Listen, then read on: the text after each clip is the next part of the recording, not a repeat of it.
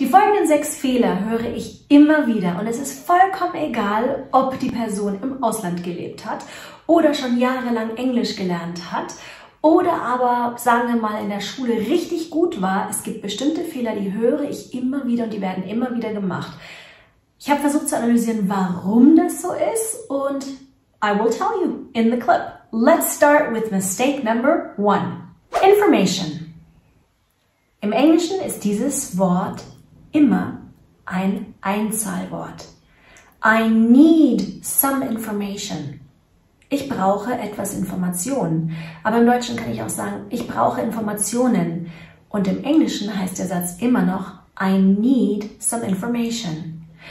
Ich habe viele Informationen gestern erhalten. I received a lot of information. It's not informations.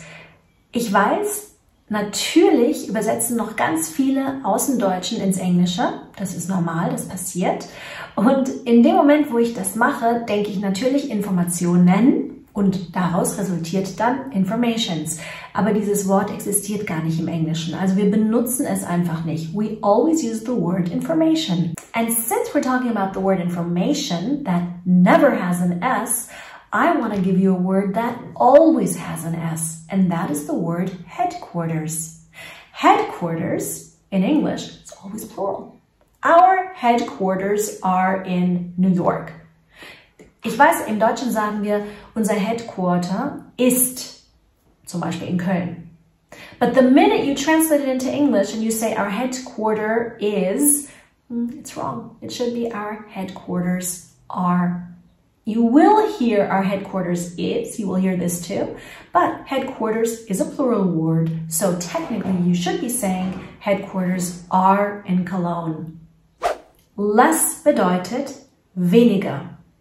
Und dennoch, gerade heute zum Beispiel hatte ich einen, der ein C1-Level hat, also sehr fortgeschritten, und eine, die ein B2-Plus-Level hat, ebenfalls sehr fortgeschritten. Und beide haben wieder diesen Fehler gemacht. Das heißt, sie wissen beide, dass less an sich weniger heißt, aber im Satz, wenn sie etwas sagen möchten wie ich habe wenig Zeit, kommt raus I have less time, aber es müsste heißen I have little time oder I don't have so much time. Warum das so ist, kann ich nicht genau sagen, was da passiert, denn das sind ganz viele, die diesen Fehler machen, aber vielleicht, wenn ihr aktiv darüber nachdenkt, dass more or less mehr oder weniger heißt, vermeidet ihr diesen Fehler. So, I've got little time, ich habe wenig Zeit, and I'm sure you have even less time. Und ich bin mir sicher, du hast sogar noch weniger Zeit. Less, weniger. Diesen Fehler höre ich nicht so oft im Business-Kontext, aber eher, wenn wir Smalltalk machen. I fell asleep very late last night. I fell asleep, but felt ist die Vergangenheitsform von spüren, von fühlen. So, I felt really bad yesterday. Ich habe mich gestern schlecht gefühlt, but I fell asleep. Das kommt von dem Wort fallen, vom fall. So, I fell asleep really late yesterday. Ich bin spät eingeschlafen. Ich bin spät in den Schlaf gefallen.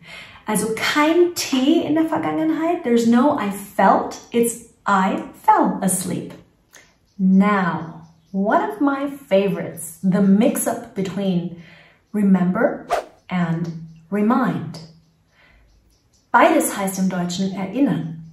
Aber wir haben einen Unterschied, denn wenn ich mich an etwas erinnere, dann sagen wir I remember. And there's no me. We don't say I remember me.